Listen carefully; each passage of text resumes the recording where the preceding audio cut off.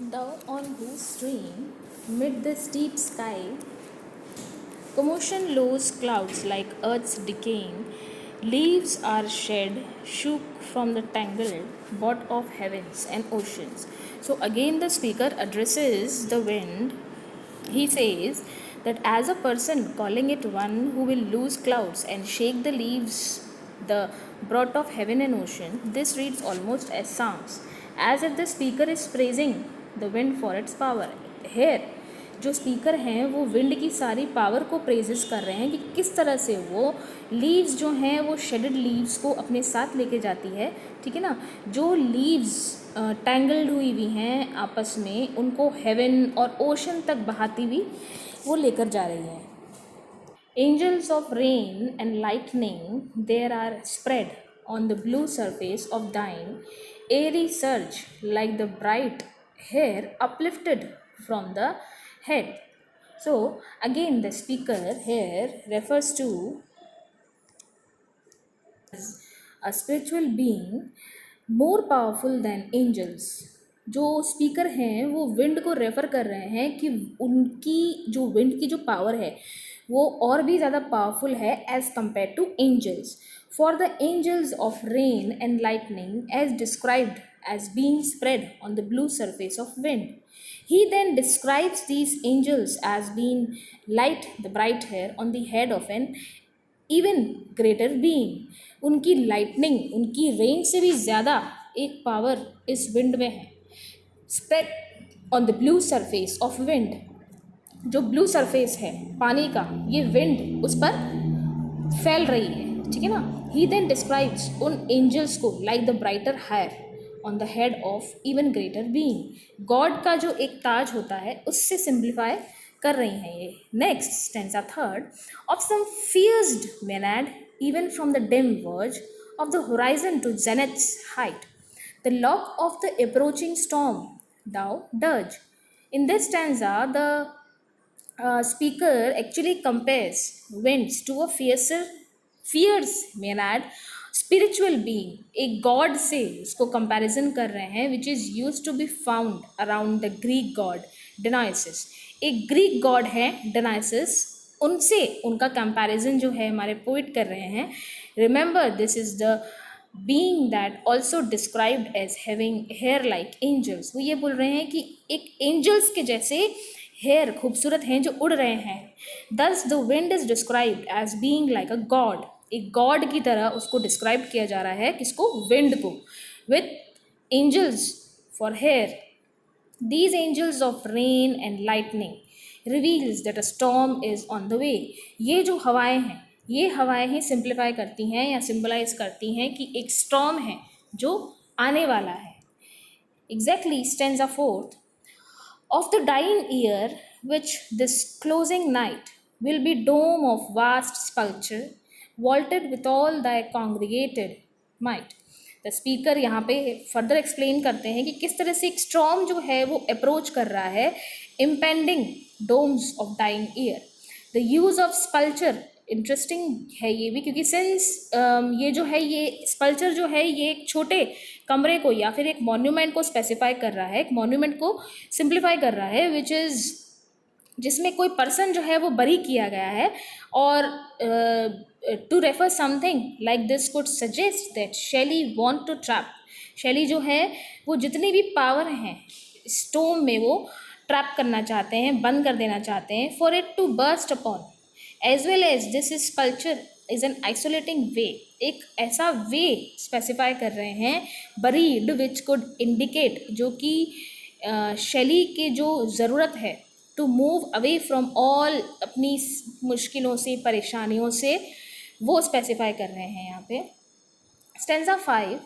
Of vapours from whose solid atmosphere black rain and fire and hail will burst to hear.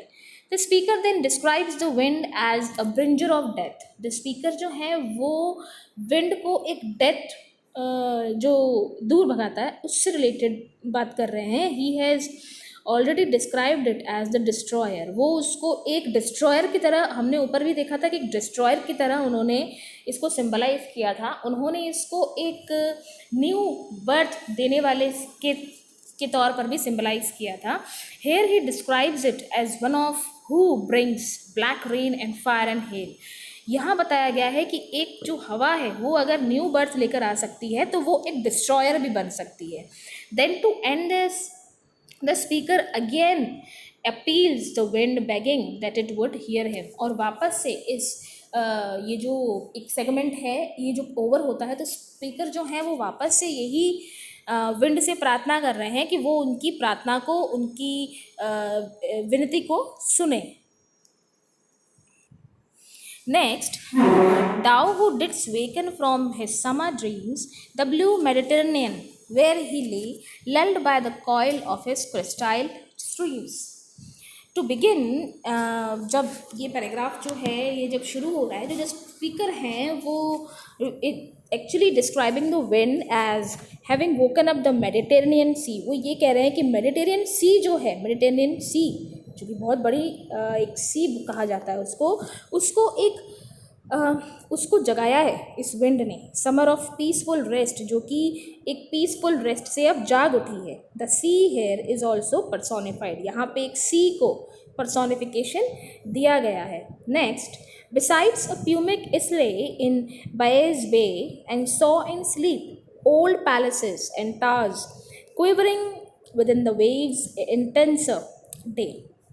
With this stanza of Ode to the West Wind, the speaker simply implies that the sea was dreaming of old days. वो ये बोल रहे हैं कि जो सी है वो अपने पुराने दिनों के बारे में कुछ सपने देख रही थी। Places and towers and that he was quivering, और अपनी मेमोरीज में वो खो सी गई थी, जो कि एक इंटेंस फीलिंग उनमें लेकर आ रही थी। Next, all overgrown with azure, moss and flowers, so sweet the sense paints picturing them, thou for whose path the athletics level par। The speaker यहाँ पे जो हैं वो कंटिन्यू करते हुए ये बोलते हैं कि सी के जो ड्रीम्स हैं वो स्पेसिफाई कर रहे हैं, वो डिस्क्राइब कर रहे हैं ऑफ बीन स्लोअर डेज, एक धीमे धीमे दिन चल रहा है। When everything was overgrown with blue moss and flowers, जहाँ पे सब कुछ जो है एक ग्रो हो चुका है, ठीक है, चाहे वो छोटी सी कली से लेकर एक बड़ा फ्लावर ही क्यों ना हो। Then he hints that something is about to change, वो इस चीज़ की तरफ एक इशारा कर रहे हैं कि कुछ ना कुछ जो है वो चेंज होने वाला है। When he mentions the Atlantics power, Atlantic जो है वो समुद्र की पावर को बोला जाता है, ठीक है, समुद्री गॉड को बोला जाता है, जो कि ये रोमन गॉड्स हुआ करते थे। Next, cleave themselves into chasm while far below the sea blossom and the oozy woods which wear the shapeless foliage of ocean know thy voice and suddenly grow grey with fear and tremble and despoil themselves o here। यहाँ ये जो stanza है इसमें poet जो हैं वो ये बोल रहे हैं एक्चुअली सी का जो है वो रिएक्शन किस तरह से पावर, विंड की पावर के अपोजिट जो उसका रिएक्शन है उसको सिंप्लीफाई कर रहे हैं। At the first sign of the strong wind the sea seems to cleave into chasm। Sign of the strong wind the sea seems to cleave into chasm। वो ये बोल रहे हैं कि जैसे वो जो स्ट्रॉन्ग विंड है उस सी पर से गुजर रही है, जो लहरें हैं, जो शांत मेडिटेरियन सी है उसकी लहरें एकदम तेज़ हो गई हैं, ठीक है। And grow grey with fear as they tremble at the power of wind, जिस तरह से जो पावर है उस विंड की उसके अपोजिट जो वो रिएक्ट कर रही हैं उसको पोएट सिंप्लीफाई कर रहे हैं। यहाँ पे अगेन दिस स्टैंजा ये जो है ये रिफ्लेक्ट करता है कि किस तरह से एक गॉड की जो वर्शिप की जाती है, विंड को एज अ गॉड सिंप्लीफाई किया गया है, सिंबलाइज किया गया है, एंड नेचर जो है वो भी इस विंड के सामने झुक सी गई है।